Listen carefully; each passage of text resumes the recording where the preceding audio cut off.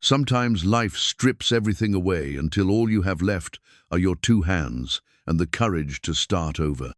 Clara Mae knew that feeling well as she stood outside Miller's General Store, staring at a ranch hand advertisement that might be her last chance at independence. The job was at Thorn Ridge Ranch, owned by Eli Thatcher. Everyone in town warned her about him. They said he was cruel and impossible to work for. Clara had buried her husband 2 years ago and watched her savings disappear. She needed work badly. The advertisement promised fair wages for honest work. What it didn't say was that 12 ranch hands had quit in 18 months. They all said Eli was too demanding. But Clara wasn't looking for easy work. She was looking for a place to rebuild her life. What happens when a woman who has nothing left to lose meets a man who has given up on finding someone who will stay? Before we jump back in, tell us where you're tuning in from, and if this story touches you, make sure you're subscribed, because tomorrow I've saved something extra special for you. The morning sun cast long shadows across Clara Mae's small rented room above Henderson's bakery, the same golden light that had awakened her for the past 18 months since she'd been forced to sell the farm. She sat on the edge of her narrow bed, turning her wedding ring between her fingers, a simple gold band that Thomas had saved 3 months' wages to buy 32 years ago. The metal had grown thin with wear, but she couldn't bring herself to remove it, not yet.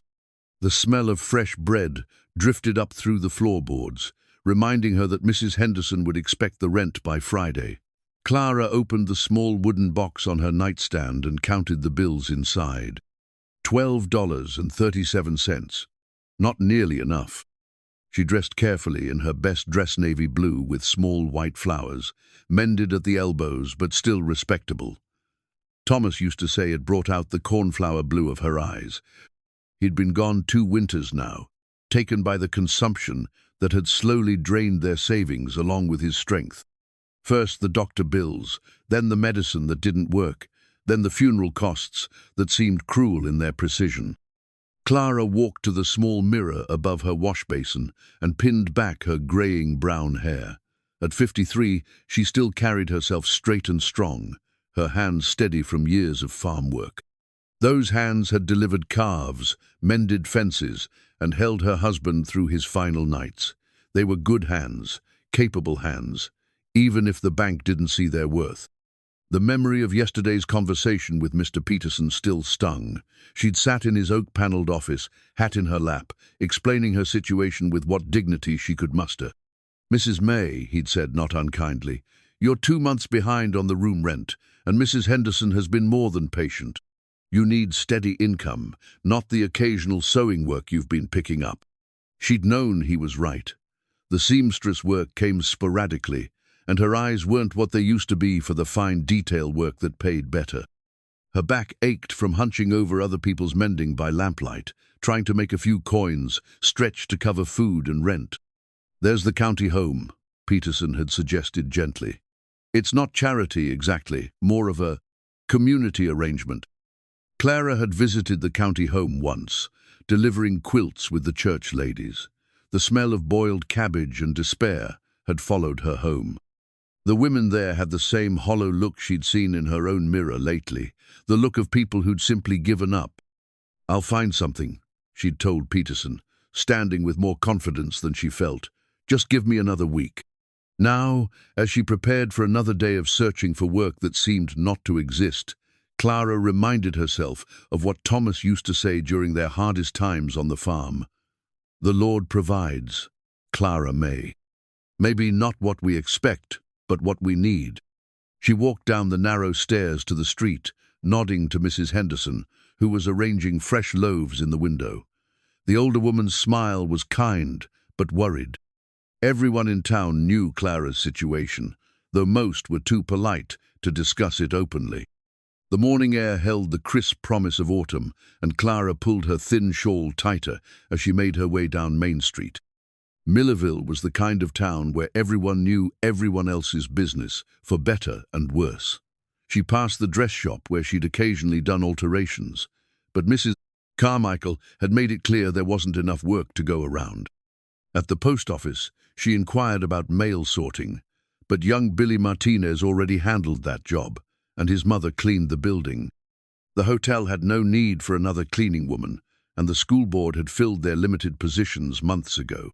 Clara found herself walking toward the outskirts of town, past the small houses where other widows lived with their grown children or relied on family support she didn't have. Thomas had been an only child, and her own family had scattered to other states long ago. The isolation of grief had been harder to bear than the poverty, though both pressed down on her with equal weight. She paused at the small cemetery where Thomas rested beneath a simple headstone she'd paid for with the last of their savings. "I don't know what to do," she whispered to the weathered granite. "I'm not ready to give up, but I'm running out of fight." The wind rustled through the dry grass, and Clara straightened her shoulders. Thomas had fallen in love with her stubborn streak, had called it her finest quality even when it frustrated him. She wouldn't disappoint his memory by surrendering without exploring every possibility. Walking back toward town, she noticed a small crowd gathered outside Miller's general store. The bulletin board there served as the town's unofficial job exchange, though it usually held notices for farm help during harvest season or requests for seasonal work that had long since passed. "Don't know why anyone would want that job," she heard Mrs. Collins saying to her neighbor. 12 men have come and gone from that place. Thatcher runs them off faster than he hires them." Clara moved closer, her curiosity overcoming her usual reluctance to join the town gossips. The women were studying a notice pinned to the board with a sturdy brass tack. "Ranch hand wanted," Mrs. Collins read aloud. "Honest work for honest pay. References required. Apply in person at Thorn Ridge Ranch." "Eli Thatcher's place," whispered Mrs. Mission. Morrison, shaking her head. "That man's got a heart colder than January wind. Came back from the war different, they say. Mean as a rattlesnake and twice as quick to strike. My nephew worked there last spring," added Mrs. Collins. "Said Thatcher barely spoke 2 words to him the whole time, then let him go without explanation after 3 weeks. Just handed him his pay and told him to be off the property by sunset." Clara studied the notice more carefully. The handwriting was precise, controlled the writing of an educated man. The paper was good quality, not the cheap stuff most people used for job postings. And the phrase, "honest work for honest pay," struck her as different from the usual vague promises. "Who would be fool enough to work for him?" Mrs. Morrison was saying. "Living way out there, miles from town, with a man who probably hasn't smiled since before the war." Clara thought about her dwindling money, about the county home, about the look of pity in Mr. Peterson's eyes. She thought about Thomas and his belief that the Lord provided what was needed, even if it came in unexpected packages. "Excuse me," she said quietly, stepping forward. The women turned, surprised by her interruption. "Clara Mae," Mrs. Collins said with forced brightness. "How are you getting on, dear?" "I'm managing," Clara replied, though they all knew that wasn't entirely true. "The ranch, how far is it from town?" Mrs. Morrison frowned. "Oh, honey, you're not thinking off. It's no place for a woman, especially alone. Thatcher's got no use for company, and the work would be too hard." "I'm stronger than I look," Clara said, studying the notice again. "And I'm not afraid of hard work." Mrs. Collins exchanged a meaningful glance with her companion. "Dear, you don't understand. Eli Thatcher isn't just difficult, there's dangerous. There are stories about what happened during the war, about why he came back so changed. A woman alone out there." Clara felt a familiar spark of defiance, the same feeling that had helped her survive Thomas's illness, the farm foreclosure, and 18 months of uncertainty. Maybe Eli Thatcher was everything they said he was. Maybe he was cruel and impossible, and would send her away within a week. But maybe, just maybe, he was simply a man who'd been hurt badly enough to build walls around himself. She'd known men like that. Thomas had been quiet and guarded when they'd first met, scarred by a childhood that had taught him not to trust easily. It had taken time and patience, but underneath his careful reserve, she'd found a man capable of deep love and loyalty. "How far?" she asked again. Mrs. Morrison sighed. "About 8 miles northwest. Follow the main road past the Hendricks farm, then take the fork toward the mountains. You can't miss the entrance, big stone pillars with Thorn Ridge carved in them." Clara carefully unpinned the notice from the board, folding it and placing it in her purse. The women watched with expressions of concern and disapproval. "Clara Mae, please reconsider," Mrs. Collins said. "There has to be another way." "Maybe there is," Clara replied, "but this is the way that's presenting itself today." She walked home with more purpose than she'd felt in months, the notice tucked safely in her purse like a promise. Back in her small room, she packed her few belongings into Thomas's old carpet bag. Her good dresses, her Bible, the small sewing kit that might come in handy, and the photograph of her and Thomas on their wedding day. She held the photograph for a long moment, studying Thomas's gentle smile and her own young, hopeful face. "I know you'd want me to be careful," she said to the image, "but you'd also want me to be brave." That evening, Clara wrote a careful letter to Mrs. Henderson, explaining that she would be seeking employment outside of town and would settle her account as soon as possible. She folded the letter with $2 so she could spare and slipped it under the landlady's door.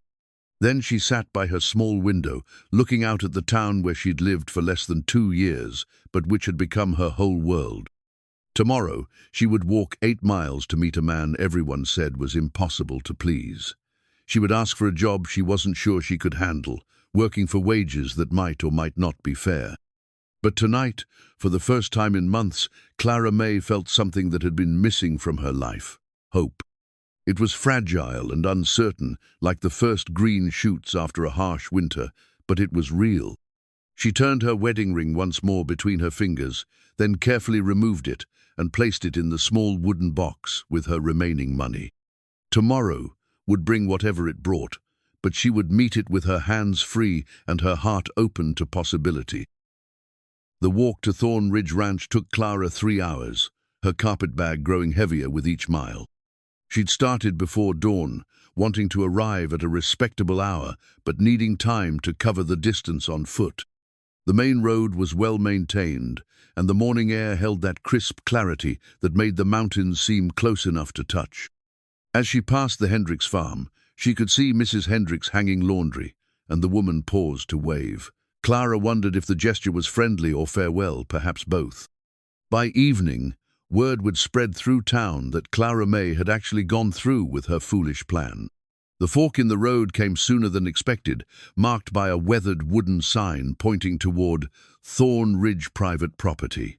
Clara paused to adjust her grip on the carpet bag and smooth her dress.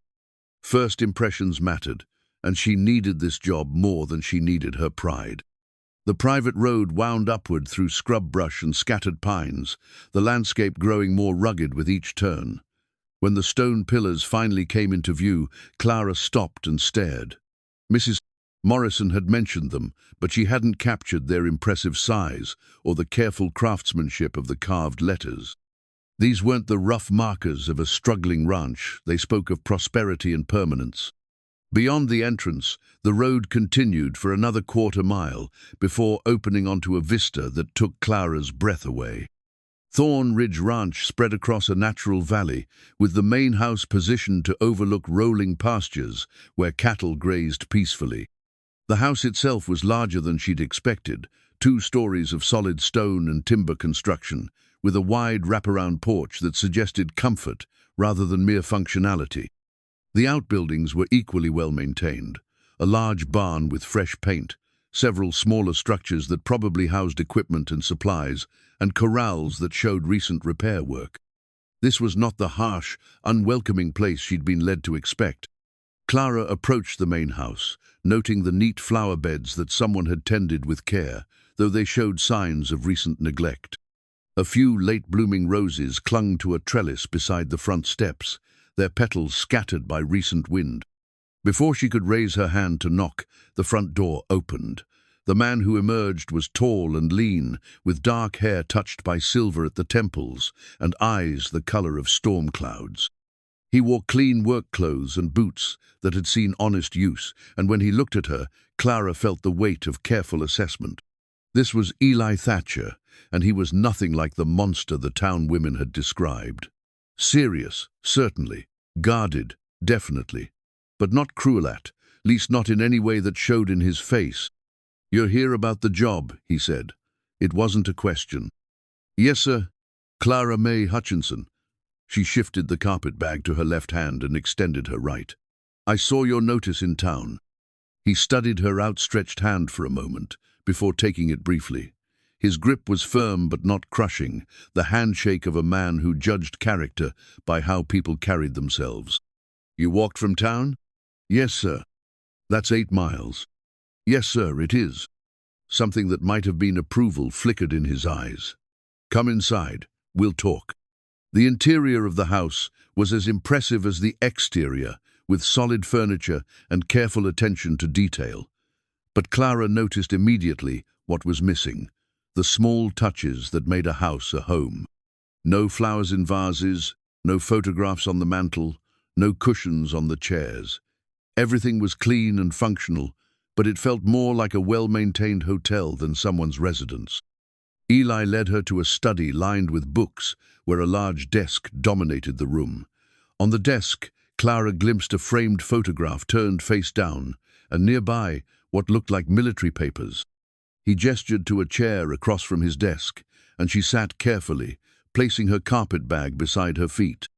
Experience, he asked, settling into his own chair. I helped my husband run our farm for 30 years. We raised cattle, grew our own food, maintained buildings and equipment.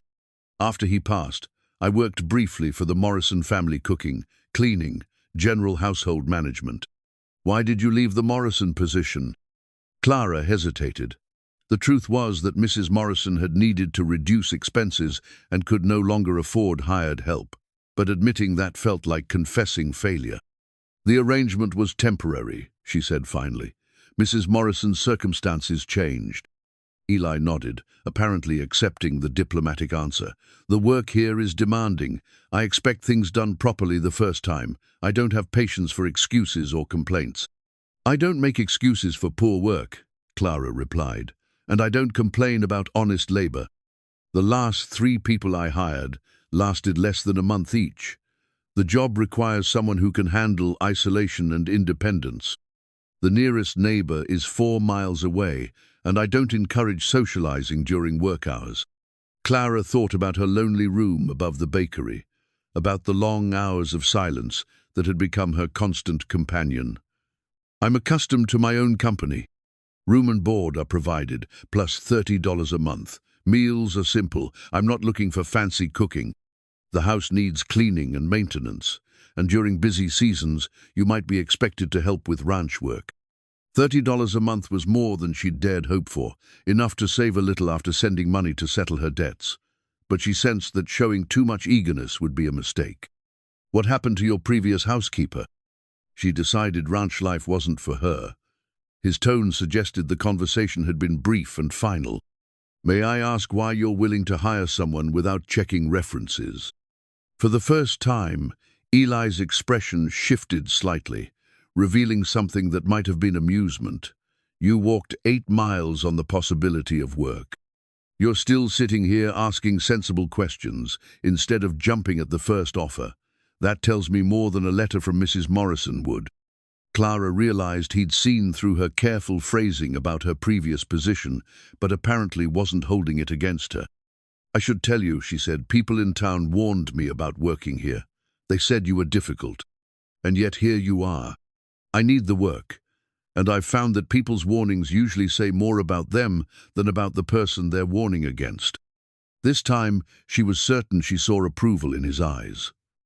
The arrangement would be day to day at first. If it works out for both of us, we can discuss something more permanent. That seems fair. Eli stood, and Clara followed suit. I'll show you the room and explain the basic expectations. You can start tomorrow if you're agreeable. He led her through the house, pointing out the kitchen, dining room, and sitting areas that would need regular attention. The room he showed her was on the ground floor, simply furnished but comfortable, with its own small window overlooking the front pasture. Meals are at 6, noon, and 6, he said.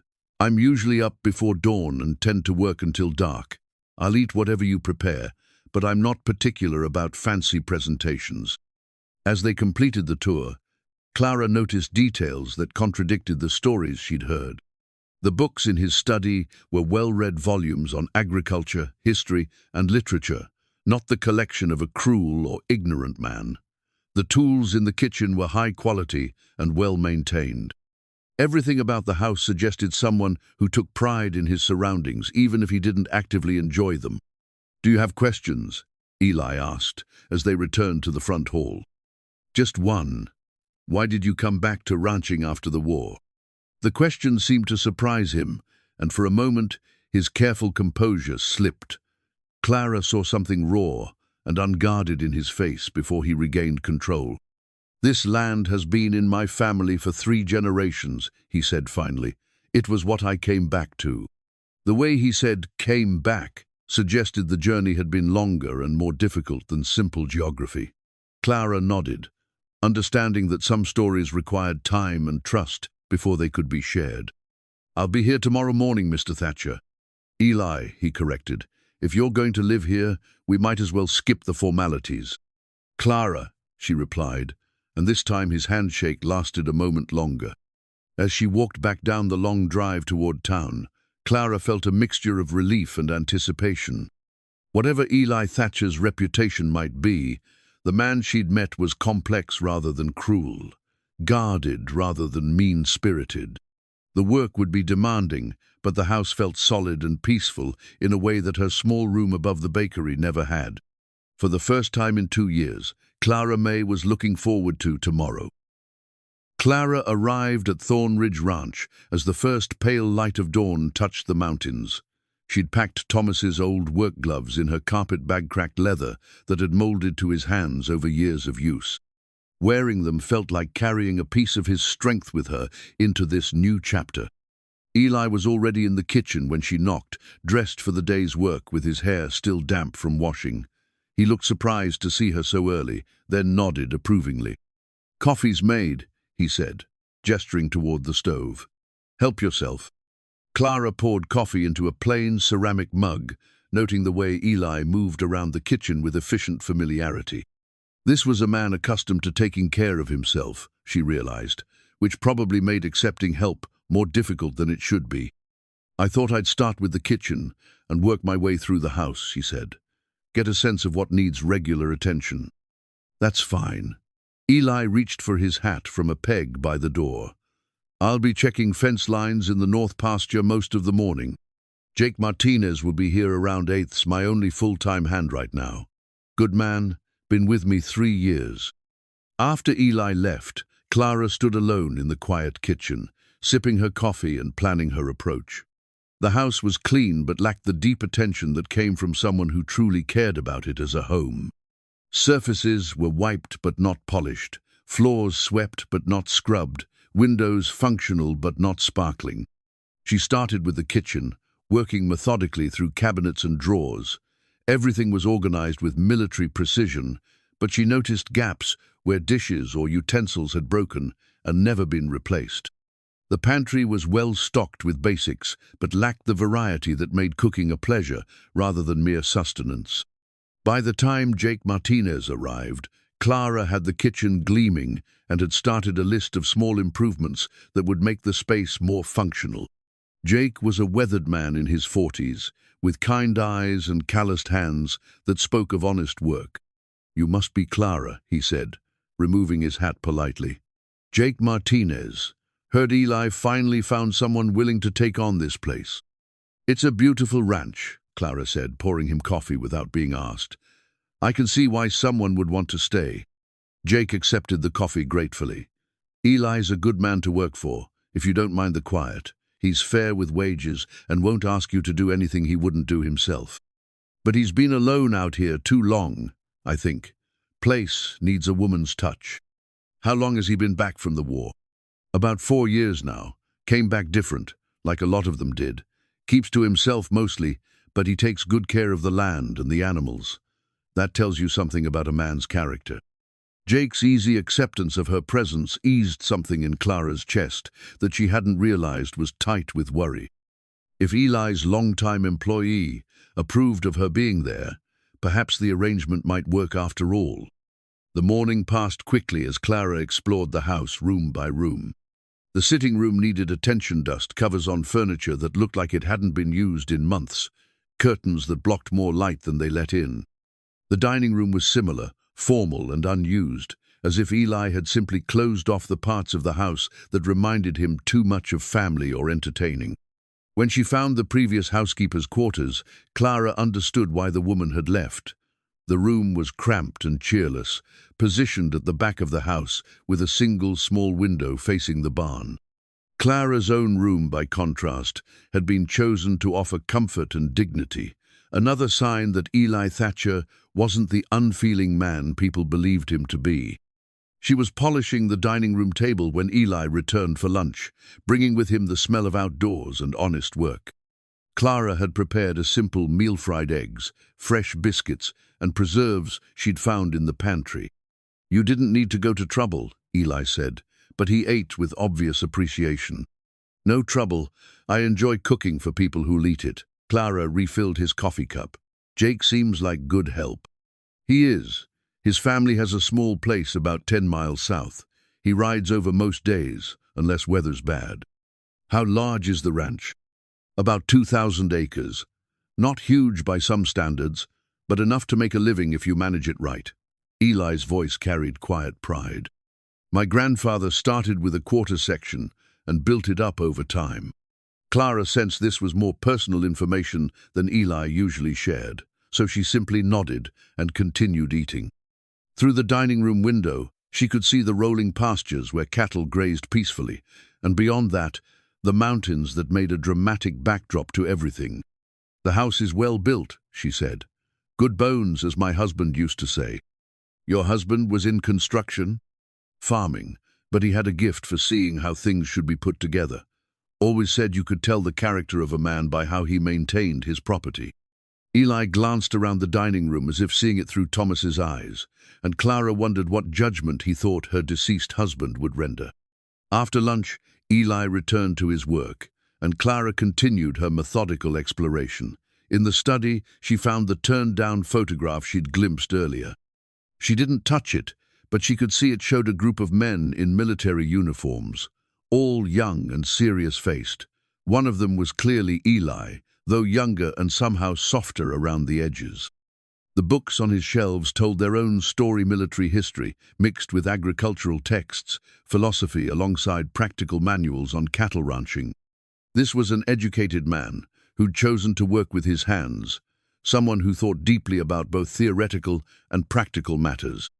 By evening, Clara had cleaned the main living areas and prepared a hearty supper of beef stew with vegetables from the ranch's own garden.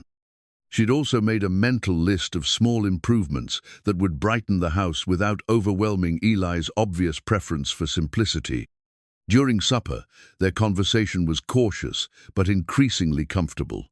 Eli asked about her experience with different types of cooking, and Clara inquired about the ranch's seasonal rhythms. Neither pressed for personal details, but Clara sensed they were both taking each other's measure. "The work today was satisfactory," Eli said as Clara cleared the dishes. Coming from him, she realized this was probably high praise. "The house has good possibilities," Clara replied. "With regular attention, it could be quite comfortable." "Don't make unnecessary changes," Eli said, but his tone was mild rather than warning. "I wouldn't presume to alter anything without discussing it first." That evening, Clara sat in her comfortable room, writing a brief letter to Mrs. Henderson to let her know she was safely settled. Through her window, she could see the lights in the main house and the gentle movement of cattle in the moonlit pastures. For the first time in months, Clara felt useful again. The work was satisfying in a way that mending other people's clothes had never been.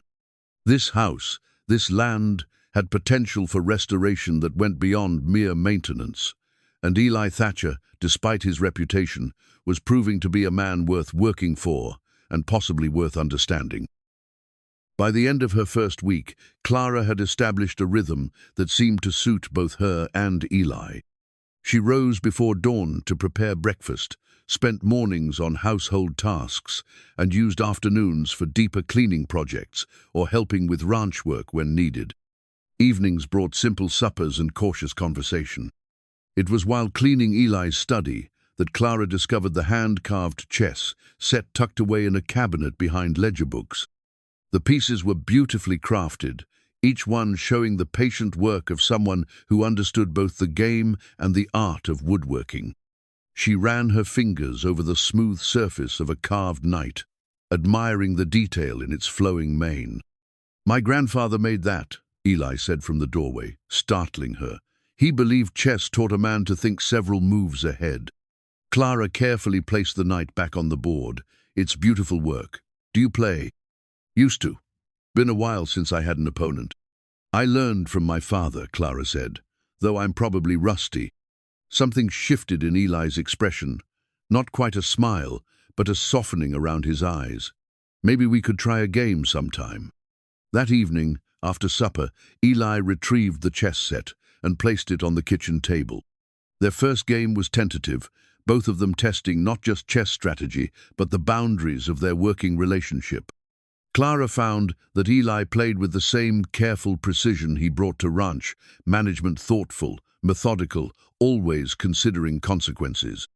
"Your grandfather taught you well," Clara said as Eli captured her bishop with an elegant combination she hadn't seen coming. "He said chess was like ranching. You have to think about the weather 3 seasons ahead and always have a backup plan." Their games became a regular evening ritual, played over coffee while the day's work settled around them. Clara began to understand that Eli was not just intelligent, but genuinely thoughtful, someone who considered problems from multiple angles before acting. She also noticed that he seemed more relaxed during their games, as if the mental exercise provided a respite from whatever thoughts occupied him during the day. The first real test of their arrangement came when Clara announced her intention to visit town for supplies. "I need some things for the kitchen," she explained over breakfast, "and I'd like to send a letter to settle some business back in town." Eli nodded, but said nothing, returning to his coffee with studied indifference. Clara sensed this was a moment that mattered, though she wasn't entirely sure why. The walk to town took the usual 3 hours, but the return journey felt longer under the weight of disapproving stares and whispered conversations. Clara had forgotten how quickly news traveled in a small town, and clearly word of her employment at Thorn Ridge had spread to everyone. At Peterson's bank, she deposited most of her first week's wages and arranged to send money to Mrs. Henderson. Peterson's eyebrows rose when he saw the amount, but he processed the transaction without comment. "How are you finding ranch life?" he asked with careful neutrality. "It suits me well enough," Clara replied, matching his tone. At Miller's General Store, the reception was less subtle. Mrs. Collins and Mrs. Morrison happened to be examining fabric when Clara entered, and their conversation stopped abruptly. "Clara Mae," Mrs. Collins said with forced brightness. "How good to see you. We've been wondering how you're managing out there." "I'm managing very well, thank you." "It must be terribly isolated," Mrs. Morrison added, "all alone with that man so far from town." Clara felt heat rise in her cheeks, but kept her voice level. "Mr. Thatcher is a perfect gentleman, and the work is honest and fair." "Still," Mrs. Collins persisted, "people do talk. A woman alone in that situation, well, it doesn't look proper." "Then perhaps people should find more constructive uses for their time than speculating about situations they don't understand." Clara completed her purchases with brisk efficiency, aware of the whispered conversations that followed her through the store. By the time she left, she was angry not just at the gossips, but at their assumption that she couldn't take care of herself or make sensible decisions about her own life. The walk back to the ranch gave her time to cool down, but also to think. Was she being naive about her situation? Eli had been nothing but respectful, but she was indeed a woman alone, with a man she barely knew, miles from help if she needed it. When she arrived at Thorn Ridge, Eli was in the kitchen, clearly waiting for her return. He took one look at her face and correctly identified the source of her distress.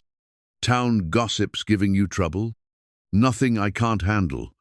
Clara began unpacking her purchases with more force than necessary.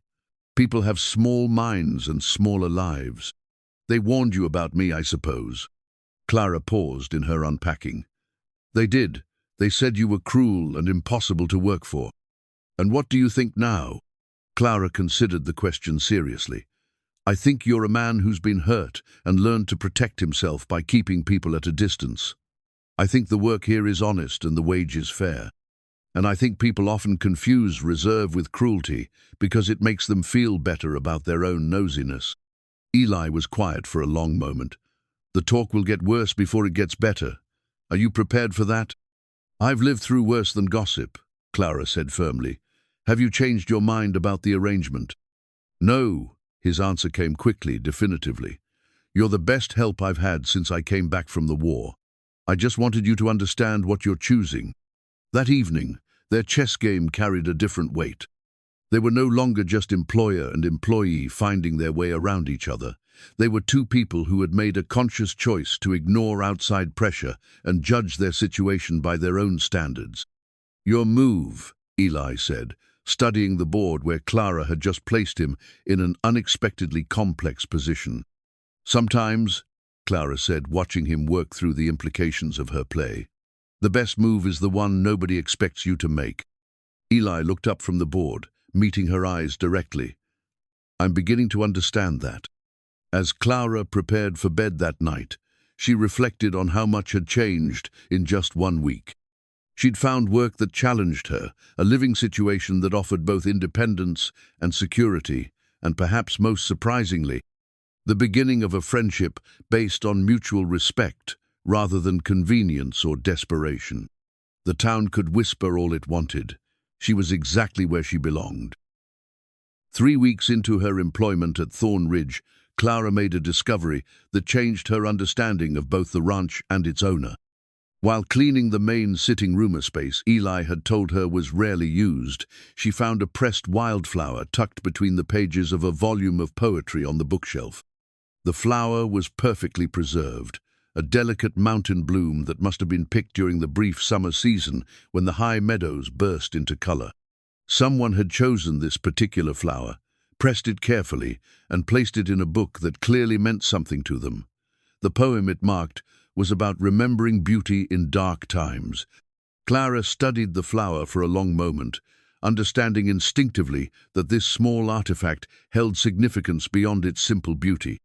This was evidence of a gentler side to Eli Thatcher, proof that beneath his careful reserve lived someone who noticed and treasured delicate things.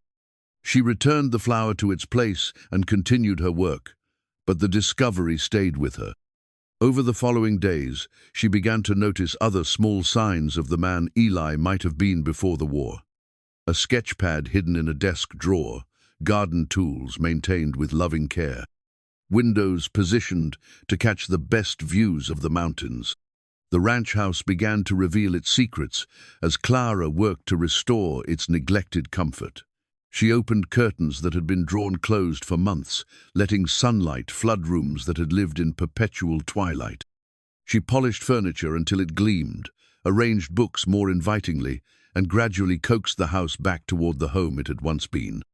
Eli noticed the changes, but said nothing directly. Instead, Clara caught him pausing in doorways, looking around rooms as if seeing them fresh. Once, she found him standing in the sitting room in the early morning light, simply observing the way sunlight fell across the now clean surfaces. "It looks different," he said when he realized she was watching. "Better or worse?" "Better," he admitted.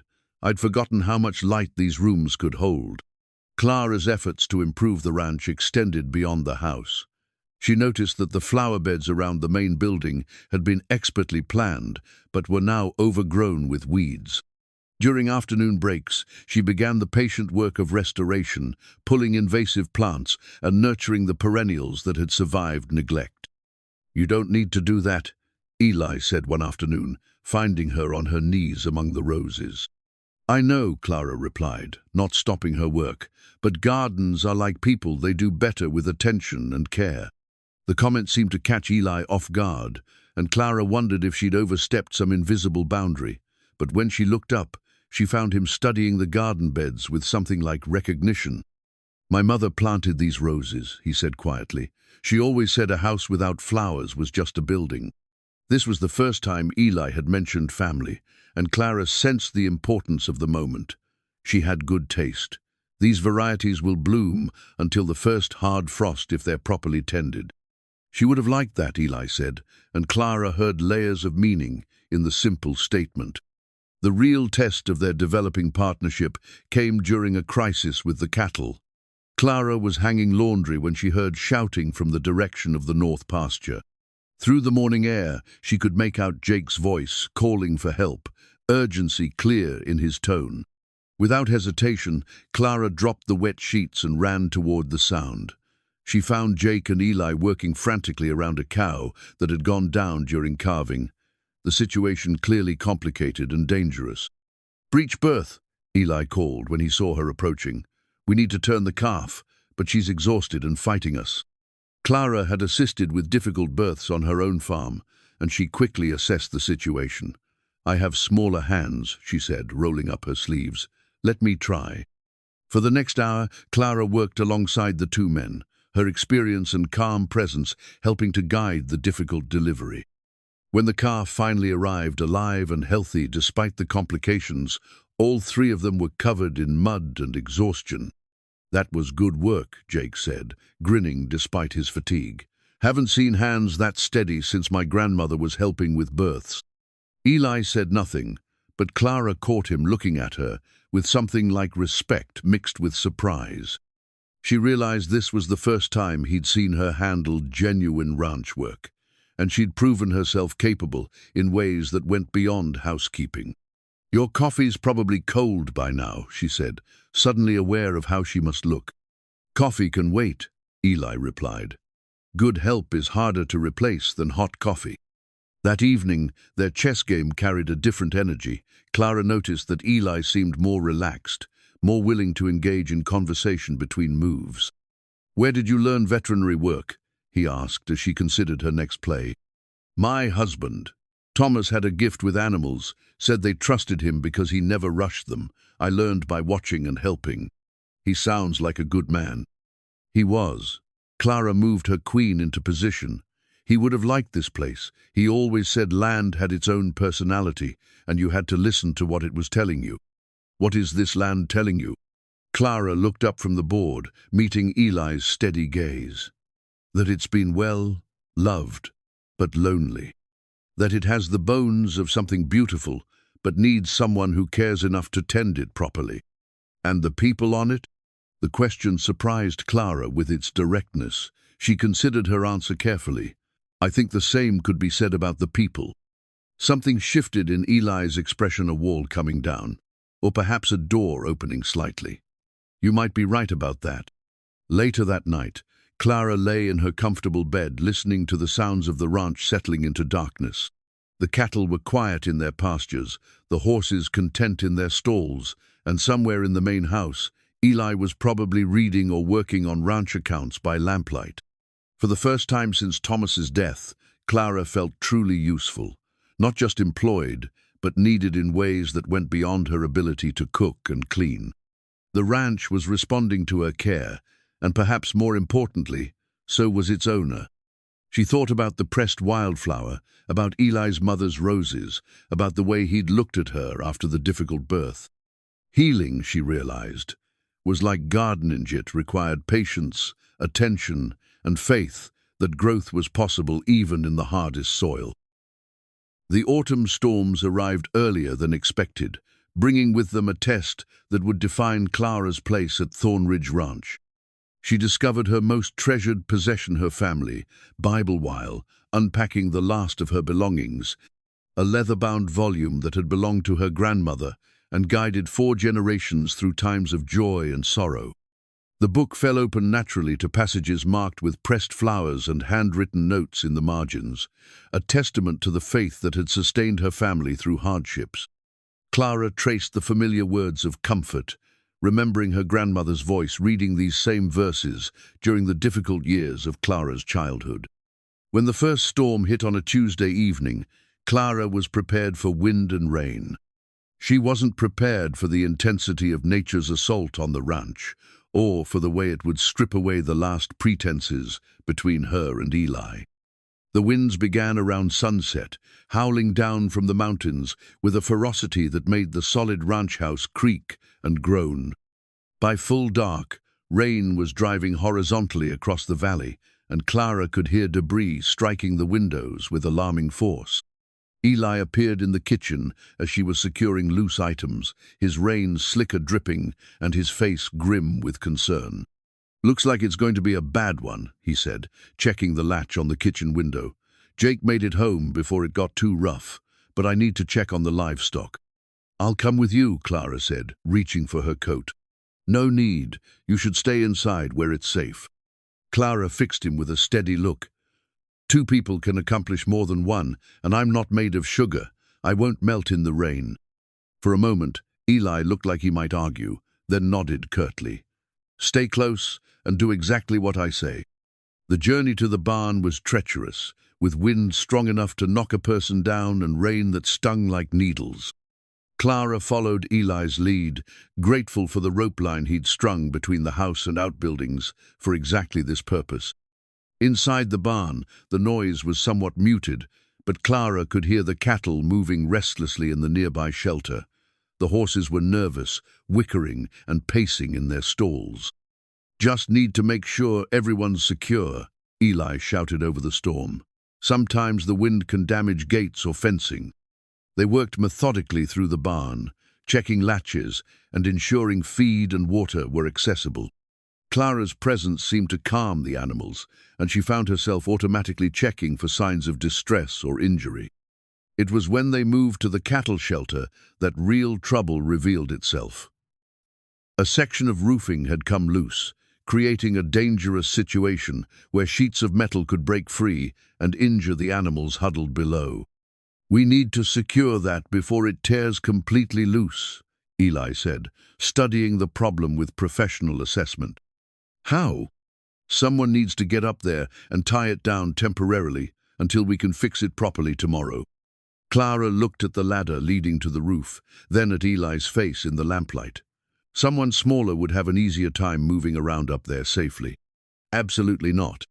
I'm not afraid of heights, and I'm light enough that I won't put additional stress on damaged structures." Their argument was brief but intense, conducted in shouts over the howling wind. In the end, practical necessity won over protective instinct. Clara climbed carefully onto the roof, while Eli fed her rope and tools, both of them working together to secure the loose metal against the storm's assault. The work was dangerous and exhausting, requiring trust and coordination that went far beyond their usual professional relationship. When they finally made it back to the house, both soaked and shaken, something fundamental had changed between them. "Coffee," Clara said simply, moving toward the stove with hands that trembled slightly from cold and adrenaline. They sat at the kitchen table, still in their wet clothes, drinking coffee that tasted like the best thing either of them had ever consumed. The storm continued to rage outside, but inside the warm kitchen, a different kind of intensity settled between them. "That was good thinking about the roof," Eli said finally, "and good work. I couldn't have managed it alone." "We make a good team," Clara replied, then realized how the words might sound. But Eli didn't seem uncomfortable with the implication. "We do," he agreed quietly. As the night wore on, they took turns checking on the animals and monitoring the storm's progress. During the quiet periods, they talked more freely than they ever had before, about the challenges of ranch life, about the satisfaction of work done well, about the way cooperation could accomplish what individual effort couldn't. "I never expected to find a partner in this work," Eli admitted during one of their kitchen conversations. "After the war, I thought I was better suited to solitary labor." "Sometimes the best partnerships develop naturally," Clara said, thinking of her marriage to Thomas. "You don't set out looking for them, they just grow from shared respect and common purpose." "Is that how it was with your husband?" Clara nodded, surprised by how easily she could talk about Thomas now. "We were friends first, working toward the same goals. The rest developed over time."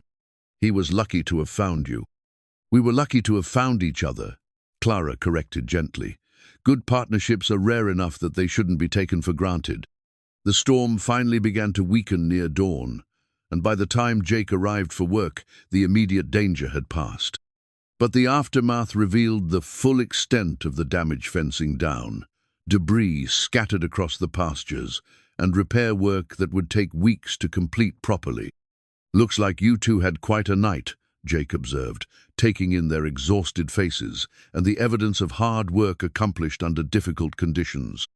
"Clara kept the barn roof from collapsing," Eli said simply. "Couldn't have managed without her." Jake's expression shifted to one of respect, mixed with understanding.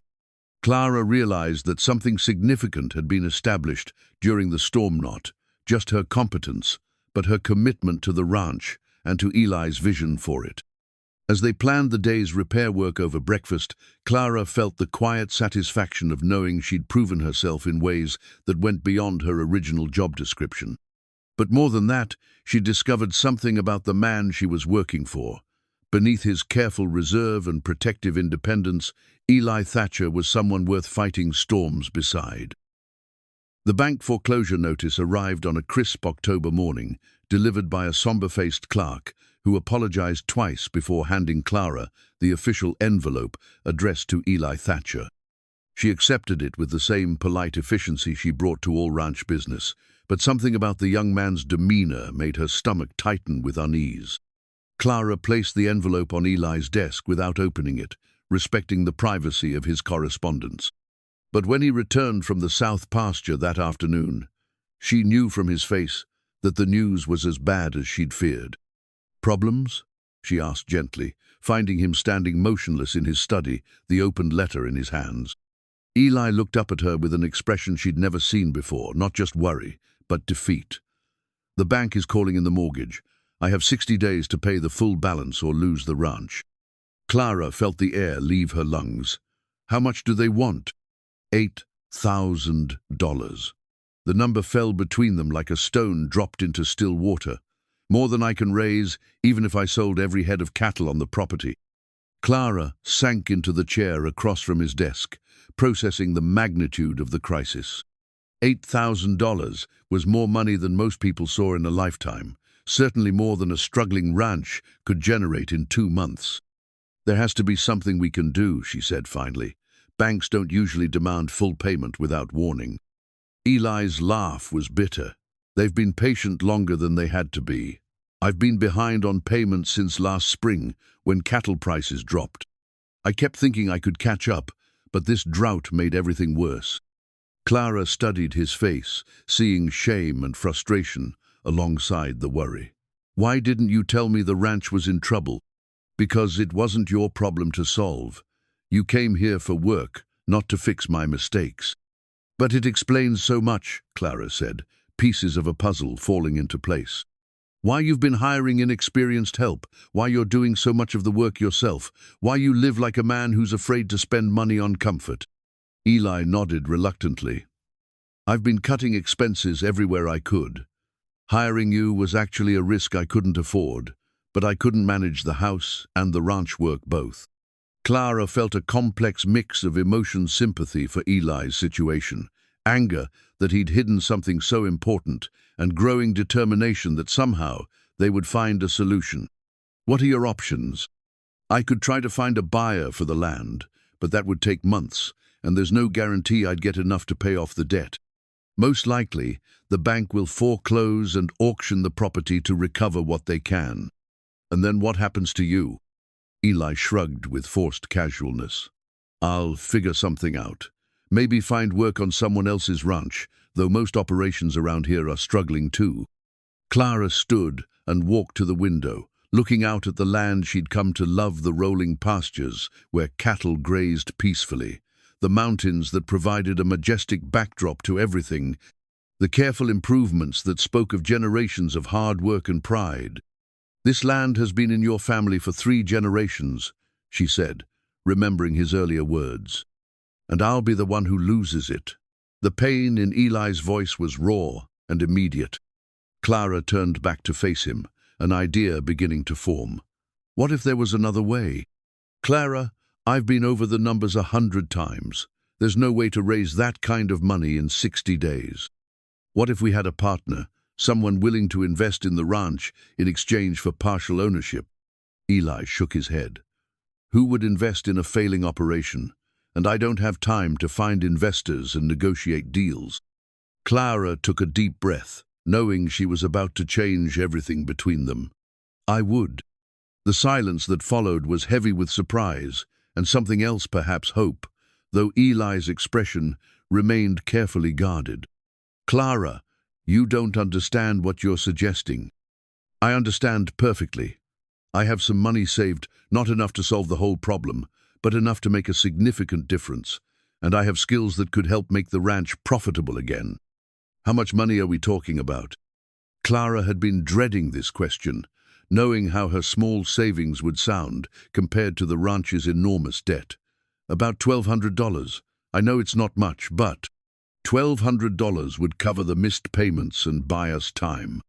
Eli interrupted, leaning forward in his chair. But Clara, investing in this ranch would be incredibly risky. You could lose everything. I've already lost everything once, Clara said quietly. The difference is, this time I'd be choosing the risk instead of having it chosen for me. Eli studied her face carefully. Why would you do this? You have a good job here, regular wages, security. Why risk your savings on a ranch that might fail anyway? Clara considered how to explain feelings she was still sorting through herself. Because this place matters. Because the work we do here matters. Because, she paused, gathering courage for complete honesty. Because you matter, and losing this ranch would destroy something important in you.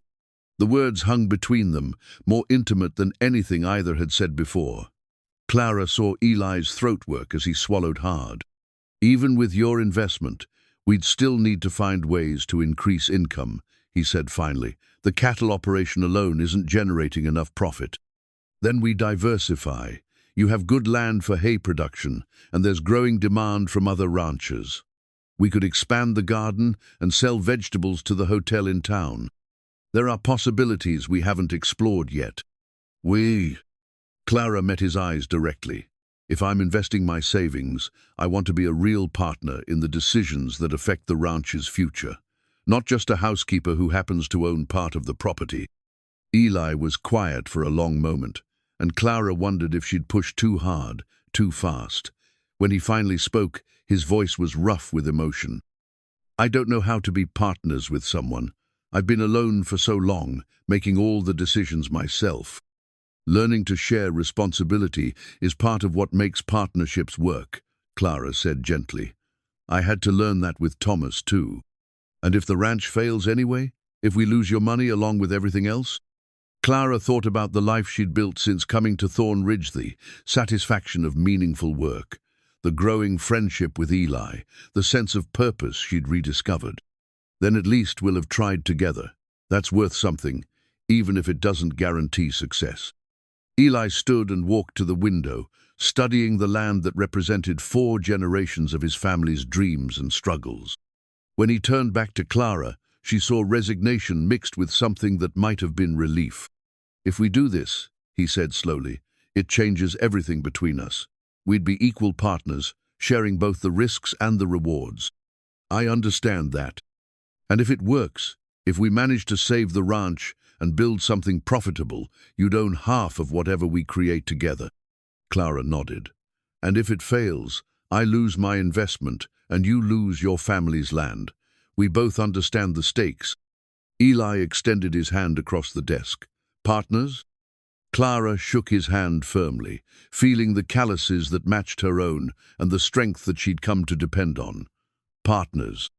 As they began planning their strategy to save Thorn Ridge Ranch, Clara realized she'd just made the biggest leap of faith of her life. She was risking not just her financial security, but her heart on a partnership that could either fulfill her deepest hopes or destroy what little stability she'd managed to rebuild. But looking at Eli's face, seeing hope replaced defeat for the first time since she'd known him, Clara knew she'd made the right choice. Clara's savings book lay open on the kitchen table between them, its careful columns of figures representing 2 years of scrimping and sacrifice. The small leather-bound ledger contained $1,237 every penny she'd managed to save since Thomas's death, plus the wages she'd earned at Thorn Ridge. "Are you certain about this?" Eli asked for the third time that morning, his coffee growing cold as he stared at the numbers that represented Clara's entire financial security. "I've never been more certain of anything," Clara replied, though her heart hammered against her ribs as she spoke. She was about to risk everything on a plan that might fail spectacularly. But the alternative, watching Eli lose his family's ranch while she stood safely on the sidelines, was unthinkable. They'd spent 3 days developing their strategy. Clara's savings would cover the missed mortgage payments and provide operating capital for their expanded plans. Eli would contribute his expertise and the remaining cattle while they worked together to diversify the ranch's income streams before the final payment came due. The cattle auction in Denver represented their best hope for raising the bulk of the money they needed. Eli had contacts there from his father's time, and fall was traditionally when ranchers sold their mature stock before winter feeding costs became prohibitive. "The key is presenting ourselves as established partners," Eli said, reviewing their strategy one more time. "Buyers respect operations that look stable and well managed." Clara nodded, understanding the psychology involved. Confidence inspired confidence, and they needed every advantage they could get. "How many head are we taking?" 40, 3 of our best breeding stock. It's a risk we're selling animals that could produce calves next spring, but we need the immediate cash more than the long-term potential." The preparation work was intense and exhausting. Clara threw herself into the tasks with determined energy, helping to sort cattle, organize transportation, and plan their approach to potential buyers. Jake had proved invaluable, using his connections to arrange favorable trucking rates and advising them on which animals would bring the best prices. "You two make a good team," Jake observed on the evening before their departure, watching Clara and Eli work in seamless coordination to finalize their preparations. "Haven't seen Eli this focused on something positive since he came back from the war." Clara felt heat rise in her cheeks at the comment, but also a warm satisfaction. Their partnership had developed a natural rhythm that surprised them both. Where Eli's military experience provided strategic thinking and attention to detail, Clara's intuition and people skills filled gaps he didn't even realize existed. The night before the auction, they sat at the kitchen table one final time, going over their contingency plans and backup strategies. The chess set had been moved aside to make room for papers and calculations, but Clara noticed Eli's fingers drumming against the table in the same pattern he used when considering a difficult chess move. "Nervous?" she asked gently. "Terrified," Eli admitted with surprising honesty. "I've never had this much riding on a single day, and I've never had a partner whose financial future depended on my decisions." Clara reached across the table and covered his restless hand with her own. The gesture was intended to be comforting, but the moment their skin touched, she felt something electric pass between theme and awareness, that their partnership had grown beyond business arrangement into something neither of them had expected. Eli didn't pull away. Instead, he turned his hand palm up and briefly squeezed her fingers. "Thank you," he said quietly, "for believing in this place when I'd almost given up on it myself. Thank you for letting me be part of saving it." They sat in comfortable silence for a moment, hands still touching, both aware that tomorrow would determine not just the ranch's future, but the shape of whatever was developing between them. If they succeeded, they would truly be partners in every sense. If they failed, Clara would lose her savings and Eli would lose his heritage, but they would face those consequences together. "We should probably get some sleep," Eli said finally, though he made no move to break the contact between them. "Probably," Clara agreed, equally reluctant to end the moment. When they finally separated, Clara felt the absence of his touch like a physical loss. She was falling in love with Eli Thatcher, she realized, with a mixture of joy and terror. Somewhere between chess games and storm repairs, between morning coffee and evening conversations, her feelings had deepened from respect and friendship into something far more dangerous and precious. The morning of their departure dawned clear and cold, with frost sparkling on the grass and the mountains etched sharp against a cloudless sky. Clara dressed carefully in her best traveling clothes, understanding that appearance would matter when they met potential buyers. Eli appeared in the kitchen, wearing a clean shirt and his only suit jacket, his hair carefully combed and his boots polished to a shine. He looked like the successful rancher he was determined to become again, and Clara felt a surge of pride in their partnership. "Ready?" he asked, and Clara heard layers of meaning in the simple question. "Ready," she confirmed, picking up the small valise that contained their documentation and her savings book. The journey to Denver took most of the day, with stops to check on the cattle and ensure they arrived in good condition. Clara used the time to observe other ranchers and their operations, noting details that might help with their sales strategy. "Look confident but not desperate," Eli coached as they approached the auction yards.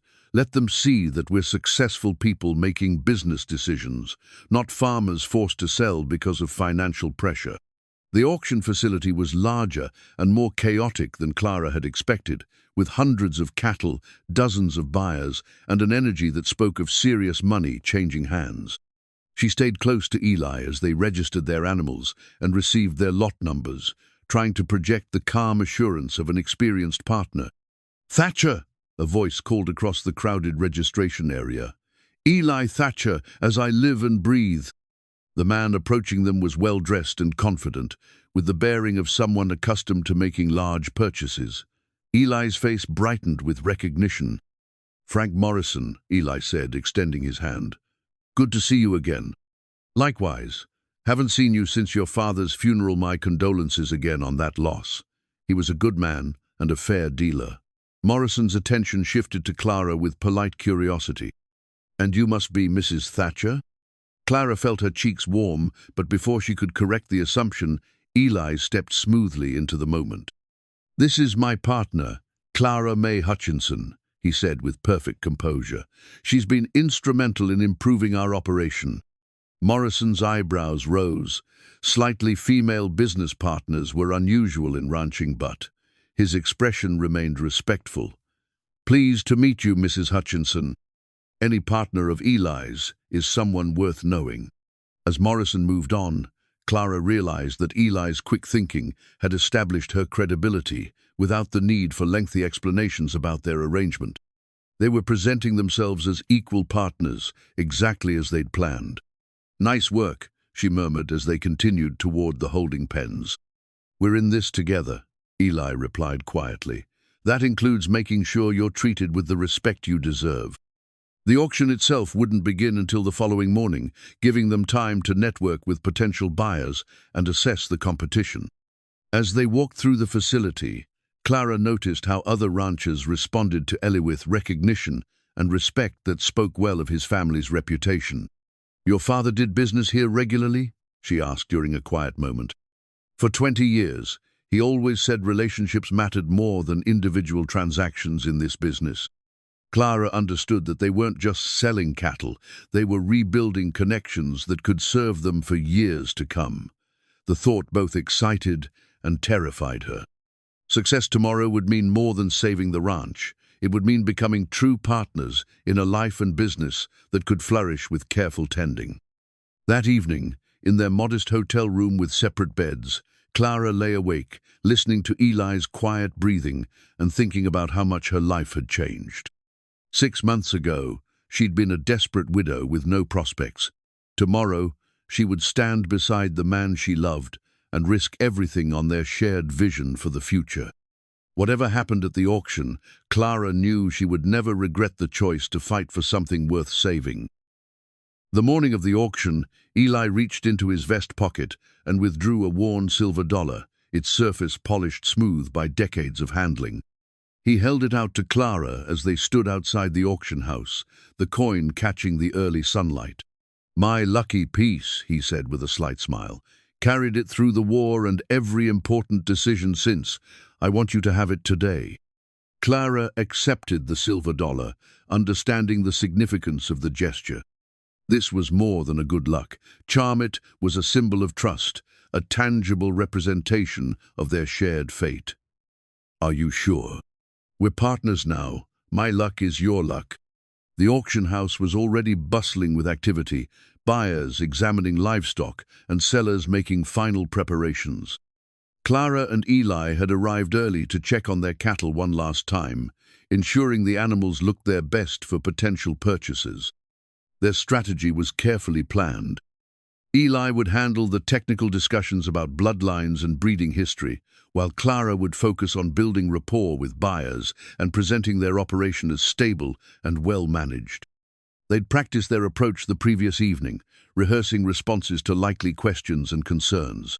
"Remember," Eli said quietly as they approached the registration desk, "we're successful ranchers making strategic decisions, not desperate people forced to sell." Clara nodded, adjusting her posture to project confidence she didn't entirely feel. The silver dollar was warm in her palm, a tangible reminder of Eli's faith in their partnership. The first challenge came immediately.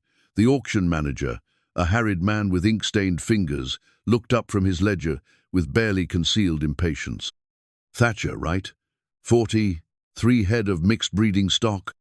He consulted his papers without enthusiasm.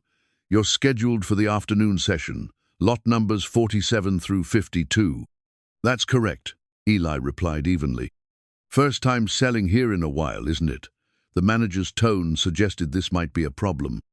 Clara stepped forward smoothly. "Mr. Thatcher has been focused on improving our breeding program rather than selling stock. We're only bringing our best animals to market." The manager's attitude shifted slightly as he registered Clara's presence and professional demeanor. "And you are?" "Clara Hutchinson, Mr. Thatcher's business partner. We've been developing some innovative approaches to sustainable ranching that have produced excellent results." Eli shot her a grateful look as the manager's expression became more interested. "Innovation is always welcome in this business. What kind of approaches?" Clara drew on her weeks of listening to Eli's plans and her own observations of successful farming practices. Rotational grazing to improve pasture health, selective breeding for hardiness, rather than just size, and diversified income streams to reduce market vulnerability. Sounds promising. Well, good luck today. The afternoon session should give you exposure to our most serious buyers. As they walked away from the registration desk, Eli shook his head in admiration. "Where did that come from?" "I've been paying attention," Clara replied. "Partners need to understand all aspects of the business." Their first real test came an hour later, when they encountered a group of established ranchers examining cattle in the holding pens. Clara recognized the type, immediate successful men accustomed to dealing with other successful men, who might dismiss a female partner as window dressing rather than genuine business participant. "Thatcher," called a tall man with silver hair and expensive boots. "Henry Caldwell, from up in Montana. Heard you might have some interesting breeding stock." "Mr. Caldwell," Eli replied, shaking hands. "This is my partner, Clara Hutchinson. She's been instrumental in developing our breeding program."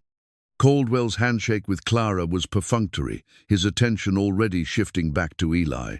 "What bloodlines are you working with?" Before Eli could answer, Clara spoke up. "Our foundation stock traces back to the Henderson line through our matriarchal breeding program.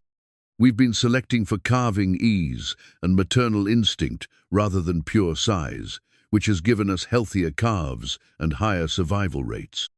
Caldwell paused, clearly surprised by the technical accuracy of her response. "Maternal selection is gaining attention in progressive operations. What kind of survival rates are you seeing?" 97% over the past 3 seasons, Clara replied confidently. "We attribute that to careful genetic selection combined with improved nutrition and veterinary care." The conversation continued for 20 minutes, with Clara demonstrating detailed knowledge of their breeding program and management practices. By the end, Caldwell was addressing his questions equally to both partners and making notes about which lots he wanted to examine more closely. "Impressive operation," he said finally. "I'll definitely be bidding on some of your stock this afternoon." As Caldwell moved on, other buyers began approaching their group, drawn by the obvious interest from a respected rancher. Clara found herself fielding questions about everything from feed programs to financial management, drawing on knowledge she'd gained through years of farm experience and weeks of intensive preparation. "You're a natural at this," Eli murmured, during a brief lull between buyer conversations.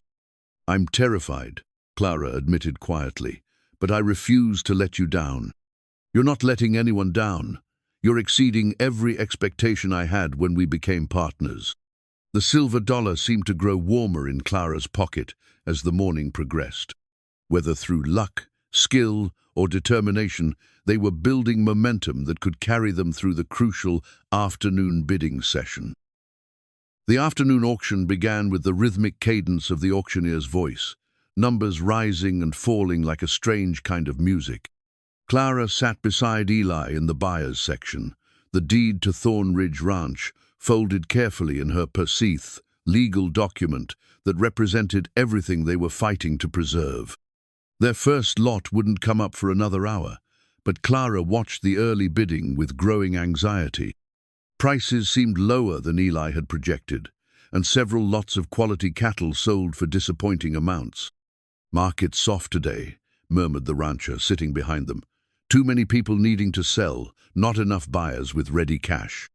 Clara felt Eli tense beside her, and she reached over to squeeze his hand briefly. The silver dollar was still warm in her other pocket, but even Lucky Charms had limits. When Lot 47 was finally called their first group of 10 young breeding cows, Clara held her breath. The auctioneer's opening bid was $20 below what they'd hoped for, and the bidding started slowly. "These are quality animals," Eli said quietly, watching Henry Caldwell examine the cattle one more time before returning to his seat. The bidding picked up as Caldwell entered the competition, driving the price higher than the opening offers. But when it reached their minimum acceptable level, the momentum stalled. Clara watched two potential buyers shake their heads and turn away. $55, called the auctioneer. "Do I hear 60? Silence stretched across the auction house like a held breath. Clara calculated quickly $55 per head for 10 cows would net them $550, barely enough to cover transportation costs and fees. Then Frank Morrison, the buyer who'd greeted them the previous day, raised his hand. 60. 65. Caldwell responded immediately. The bidding war that followed drove the price to $82 per head, well above their projections. When the gavel fell, Clara felt her first real surge of hope. "Good start," Eli said quietly, but she could see the relief in his eyes.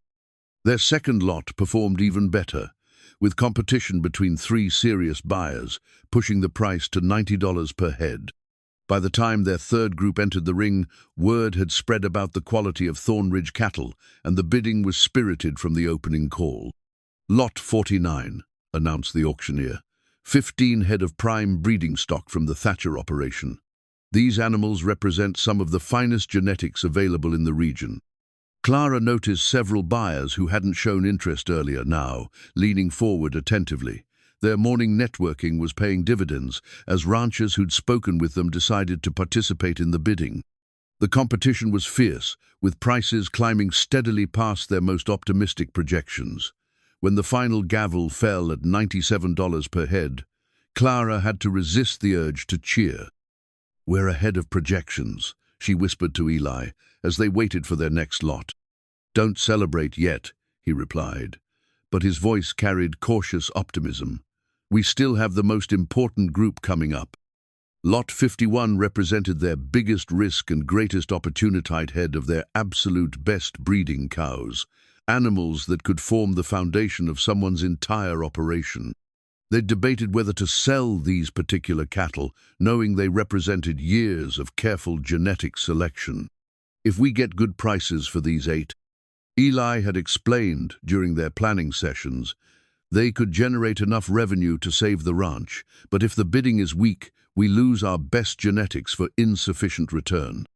When the 8 cows entered the ring, Clara could see heads turning throughout the auction house. These were obviously superior animals, and the auctioneer seemed to sense the opportunity. "Ladies and gentlemen, this is the kind of breeding stock that builds reputations. Opening bid is $100 per head." 3 hands shot up immediately, and Clara knew they were witnessing something special. The bidding climbed quickly past their break-even point, past their optimistic projections, into territory that could truly save the ranch. Henry Caldwell and Frank Morrison emerged as the primary competitors, with a third buyer from Colorado, adding pressure that kept the prices climbing. At $140 per head, the Colorado buyer dropped out. At $160, Morrison hesitated before raising his hand again. $175, Caldwell called firmly. Morrison studied the cattle one more time, then shook his head. "Too rich for my blood, Henry. They're yours." When the gavel fell at $175 per head, Clara quickly calculated the numbers. $1,400 for 8 cows, plus the proceeds from their earlier sales they were approaching the total they needed to satisfy the bank. Their final lot, 12 head of mixed ages, generated steady but unspectacular bidding. By the time the last gavel fell, Clara's mental arithmetic showed they'd exceeded their most optimistic projections by nearly $800. "We did it," Eli said quietly as they gathered their paperwork. "We actually did it." Clara touched the deed in her purse, feeling the weight of what they'd accomplished. The ranch would survive, their partnership was vindicated, and tomorrow they could begin building the future they'd risked everything to secure. But more than financial success, Clara felt the deep satisfaction of a goal achieved through genuine teamwork. They had faced the ultimate test of their partnership and emerged stronger than either could have managed alone. 6 months after the auction, Clara stood at the kitchen window, watching Eli install the new ranch sign they'd commissioned from the local craftsman. The wooden board, painted in crisp white letters against a dark green background, read Thatcher Mae Ranch in elegant script, with smaller text below announcing quality breeding cattle, agricultural products. The spring morning carried the sweet scent of new grass and the sound of cattle lowing contentedly in pastures that had recovered from the previous year's drought. Everything about Thorn Ridge looked different now, not just maintained, but thriving under their combined attention and investment. Clara poured coffee into 2 mugs and walked outside to where Eli was adjusting the sign's position for the 3rd time, his perfectionist nature showing in the careful attention to detail. "It's crooked," he announced, stepping back to assess his work. "It's perfect," Clara replied, handing him his coffee, "just like everything else around here." Eli accepted the coffee and studied the sign with satisfaction. "Think it sends the right message? That we're partners in every sense of the word?" "Yes, I think it does." The transformation of their operation over the past months had exceeded even their most optimistic projections. The money from the cattle auction had satisfied the bank and provided working capital for improvements that were already paying dividends.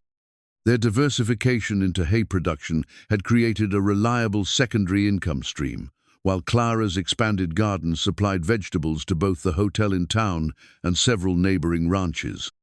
More importantly, their partnership had evolved into something neither had dared hope for when they'd first shaken hands over a desperate business arrangement. The careful distance they'd maintained during Clara's early months at the ranch had gradually dissolved into a comfortable intimacy built on shared work, mutual respect, and growing affection. "Jake will be here soon," Eli said, checking his pocket watch. "We should go over the breeding schedule for the new stock." They'd used part of their auction proceeds to purchase young cattle from Henry Caldwell's Montana operation, implementing the genetic improvement program Clara had outlined to buyers. The investment was already showing results, with healthier calves and improved pasture management, creating a positive cycle of growth. Inside the house, Clara marveled at how different everything felt from those early days when she'd first walked through these rooms. The same furniture and basic layout remained, but warmth and life had returned to spaces that had been merely functional before. Flowers from her restored gardens brightened every room, and the kitchen had become the heart of a home rather than just a place to prepare meals. "I never thanked you properly," Eli said suddenly, pausing in his review of breeding records. "For what?" "For seeing possibilities when I could only see problems, for believing in this place when I'd almost given up on it." Clara set down her coffee and looked at him seriously. You saved me too, you know. When I answered that advertisement, I was looking for work. I found purpose instead. We found each other, Eli said quietly. The simple statement carried weight that went far beyond their business partnership. Over the months of working together, sharing meals, planning for the future, and building something meaningful with their combined efforts, they discovered a connection that neither had expected to find again. About that, Clara said, feeling suddenly nervous. There's something we should probably discuss. Eli's expression grew concerned. Problems? Not problems exactly. Just, well, people in town are starting to ask questions about our arrangement. Mrs. Henderson mentioned it when I was in for supplies yesterday. What kind of questions? Clara felt heat rise in her cheeks. The kind that wonder whether two people who obviously care about each other and live on the same property might want to make their partnership official in more ways than one. Eli was quiet for a moment, and Clara worried she'd misread the situation entirely. Then he reached across the table and took her hand, his thumb tracing gentle circles on her palm. What did you tell Mrs. Henderson? That it was nobody's business but ours. Good answer. Eli's voice was warm with affection. Though I have to admit, the idea has occurred to me more than once. Clara's heart skipped. The idea of what exactly? The idea that the best partnerships sometimes grow into something even better. The idea that two people who work well together might also make a good marriage. Is that a proposal, Eli Thatcher? It's a conversation about possibilities, Eli replied with a slight smile. Though if you're interested in hearing an actual proposal, I could probably manage one. Clara laughed, feeling lighter than she had in years. I might be interested in hearing that. Eli stood and walked around the table, taking both her hands in his. Clara Mae Hutchinson, you've brought life back to this ranch and hope back to my heart. Would you consider making our partnership permanent in every way that matters? Yes, Clara said without hesitation. Yes, I absolutely would. Eli's kiss was gentle and sure, carrying the promise of shared tomorrows and the satisfaction of dreams they'd built together. When they finally separated, Clara could see their future stretching ahead, seasons of hard work and quiet contentment. Challenges met with combined strength, and the deep satisfaction of a life chosen rather than simply endured. Outside the kitchen window, the new ranch sign caught the morning sunlight, its fresh paint bright against the backdrop of rolling pastures and distant mountains. Thatcher, Mae Ranch, represented more than a business arrangement. No, it was home, heritage, and hope combined into something that would endure long beyond either of them. Clara had come to Thorn Ridge looking for work and found paradise instead. Not the paradise of fairy tales, but the real-world paradise of meaningful labor, genuine partnership, and love that grew from shared respect and common purpose. Sometimes, she reflected as she stood in Eli's arms looking out at the land they would tend together, the best things in life came disguised as last resorts.